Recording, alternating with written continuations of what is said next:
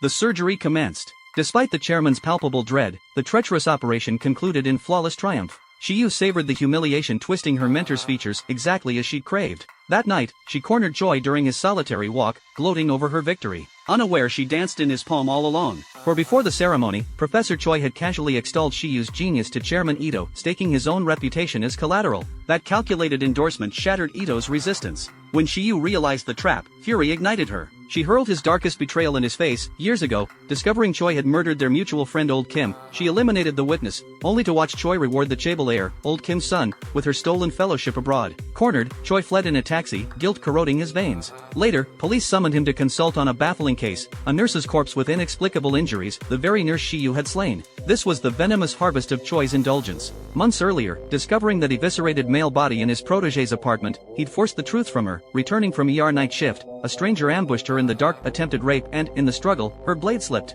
Repeatedly. She nodded, numb, as he pocketed his uncalled phone. Only when his taillights dissolved did the revelation strike like ice. He'd consecrated her crime. This rot beneath his mercy would drown them both. Abandoned and unmoored, the healer reborn as executioner chose only capital crimes, each atrocity a scalpel slash at Choi's authority. When police stormed her makeshift surgical altar, she didn't hide. She walked through the debris hours later, breathing ash and copper, smiling at her perverse magnum opus. Even her assistant couldn't help muttering, Shiyu has completely lost her mind. Just then, Shiyu caught a glimpse of Professor Choi's figure. Convinced that he was going to betray her to the police, she was instantly furious, on the verge of flying into a rage. She stole a police uniform and dared to swagger into the crime scene. At the sight of Shiyu's appearance, Professor Choi's eyelids twitched violently as if electrified. He dragged her into the dark. Shiyu and why he was there, firmly believing that the professor, still brooding over missing out on the grand prize, was deliberately colluding with the police to deal with her. Every rebellious bone in her body stirred, and she vowed fiercely, I'll find the missing Mr. Kim, and your reputation will rot along with his. With that, she vanished into the strong police lights.